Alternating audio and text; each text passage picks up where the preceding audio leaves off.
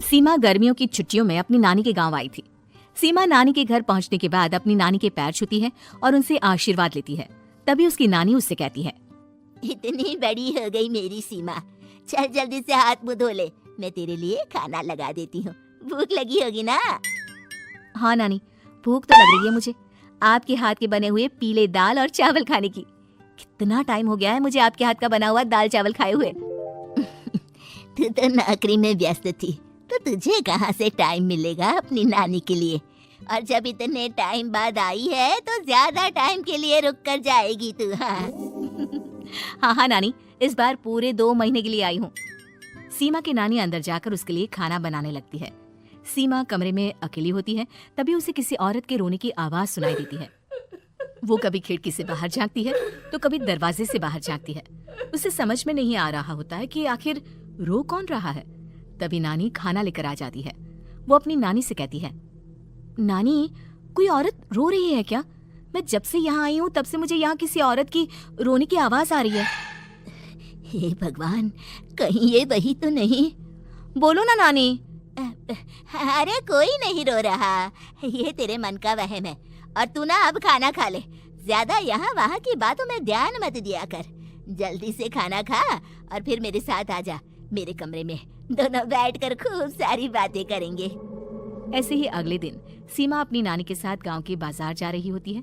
उसी रास्ते में फिर से किसी औरत के रोने की आवाज आती है।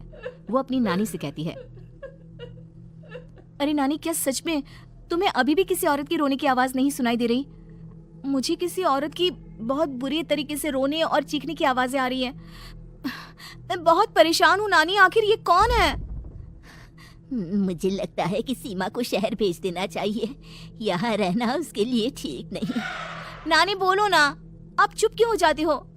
सीमा, तू घर चल, मुझे तुझसे बहुत जरूरी बात करनी है।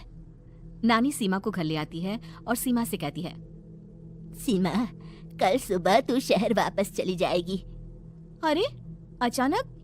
आखिर क्या बात है नानी, आप मुझे ऐसे जाने को क्यों कह रही हो? मैं बस जो कह रही हूँ उस पर ध्यान दे। तू कल सुबह यहाँ से चली जाएगी, और ये बात मैं कोई मजाक में नहीं बोल रही। तू कल जाएगी तो मतलब जाएगी। अरे नानी, चली जाऊंगी मैं, ठीक है, पर आखिर बात क्या है ये तो बता दो। मम्मी से कोई बात हुई है या फिर मुझसे कोई गलती हुई है जो तुम मुझे अचानक से जाने के लिए बोल रही हो? देख सीमा, रात बहुत हो चुकी है और मुझे इस बारे में कोई बात नहीं करनी। चल, अब चल के मेरे साथ सो जा, सुबह की बस पकड़कर तुझे शहर भी तो जाना है। सीमा को अपनी नानी का ऐसा व्यवहार देखकर बहुत ही अजीब लगता है। उसे कुछ समझ में नहीं आ रहा होता है कि आखिर उसकी नानी उसे अचानक से गांव छोड़कर जाने के लिए क्यों कह रही है। ये सारी बातें सोचते सोचते सीमा की आंख लग जाती है और वो अपनी नानी के साथ सो जाती है। ऐसे ही आधी रात को सीमा को फिर से किसी औरत की रोने की आवाज सुनाई देती है। वो उस औरत की आवाज सुनकर बार बार करवटें बदल रही होती है और तभी उसे सपने में भी एक अजीब सी औरत की परछाई दिखाई देती है जो इतना चीख चीख कर रो रही होती है कि सीमा डरकर उठ जाती है। वो पूरे पसीने पसीने हो रही होती है। वो अपने आसपास देखती है तो घर में बिल्कुल शांति का माहौल होता है। सीमा घबरा जाती है। वो अपनी नानी को जगाने की कोशिश करती है मगर उसकी नानी नहीं जगती। सीमा को फिर से उस औरत की रोने की आवाज सुनाई देती है। आखिरकार सीमा अपने आप को रोक नहीं पाती और वो घर का दरवाजा खोलकर बाहर निकलती है। आखिर ये माजरा क्या है, आज तो मैं पता करके रहूंगी। अब आवाज का पीछा करते हुए सीमा आधी रात को गांव के चौपाल के पास बने कुएं के पास पहुंच जाती है, जहां कुएं की चारों ओर बेड़ियां लगी होती हैं। उन बेड़ियों में लगे हुए ताले के साथ एक लाल रंग का कपड़ा और माता रानी का कलावा बंधा होता है। उस कुएं में से सीमा को किसी के रोने की आवाज आती है। सीमा परेशान हो जाती है। इस कुएं में कौन है? कौन है यहाँ? सुनो, कौन है? कौन रो रहा है? वो चिल्ला चिल्ला कर पूछती है और साथ ही लोगों को जगाने की कोशिश करती है मगर किसी को भी उसकी आवाज सुनाई नहीं देती। अब सीमा खुद उस कुएं के पास की बेड़ियों और तालों को खोलने की कोशिश करती है और किसी तरह कुछ देर की मशक्कत के बाद सीमा उसको खोल भी देती है। और जैसे ही वो कुआं खोलकर उसके अंदर झांकती है, सीमा उस कुएं में गिर जाती है। इतने में उसकी नानी की नींद भी खुल जाती है और सीमा को पास ना देखकर नानी परेशान हो जाती है। नानी घबराकर पूरे घर में उसे ढूंढने की कोशिश करती है, जिसके बाद उसकी नानी और सभी लोग उस खूनी कुएं के पास जाते हैं और सीमा की नानी कुएं के पास खड़ी होती है। सभी गांव वालों और सीमा की नानी को सीमा के चिल्लाने की आवाज आती है। बचाओ, कोई मुझे बचाओ। मेरी बच्ची, हम आ गए, हम तुझे बचा लेंगे। नानी, मुझे यहाँ बहुत डर लग रहा है। यहाँ इंसान की कटी हुई मुंडिया, हाथ, पैर और कंकाल है और खून भी है। नानी, मुझे डर लग रहा है। आप सब मेरी मदद कीजिए, नहीं तो ये खूनी कुआं मेरी बच्ची को भी खा जाएगा। अरे मुझे तो ये समझ में नहीं आ रहा कि आखिर इस खूनी कुएं को खोला किसने। सालों पहले इसको इतनी मुश्किलों के बाद तांत्रिक बाबा ने बंद किया था। अरे पूरा गांव खूनी कुएं के बारे में अच्छे से जानता है, तो कोई भी जानबूझकर तो ऐसा करेगा नहीं। मतलब किसी ने अनजाने में इसे खोल दिया है भैया।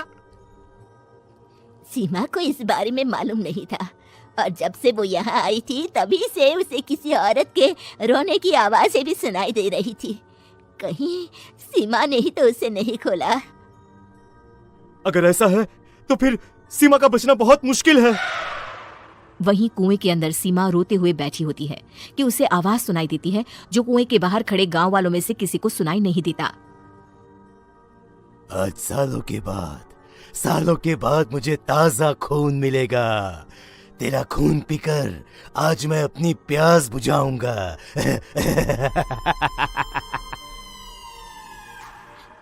कौन है? मत मारो प्लीज, मुझे जाने दो प्लीज। मैंने किसी का क्या बिगाड़ा है?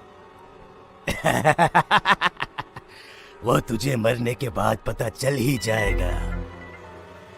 जितने में गांव वाले और सीमा की नानी कुछ सोच पाते, उतने में उन्हें सीमा के चिल्लाने की आवाज आती है और अगले ही पल सब शांत हो जाता है।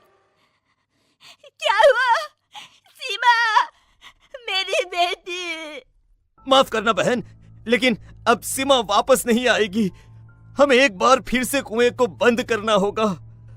गांव वाले तभी तांत्रिक को बुला कर लाते हैं। एक बार फिर अपनी शक्ति से तांत्रिक बाबा उस कुएं को हमेशा हमेशा के लिए बंद कर देते हैं और वहां एक बोर्ड लगा दिया जाता है कि यहाँ आना मना है।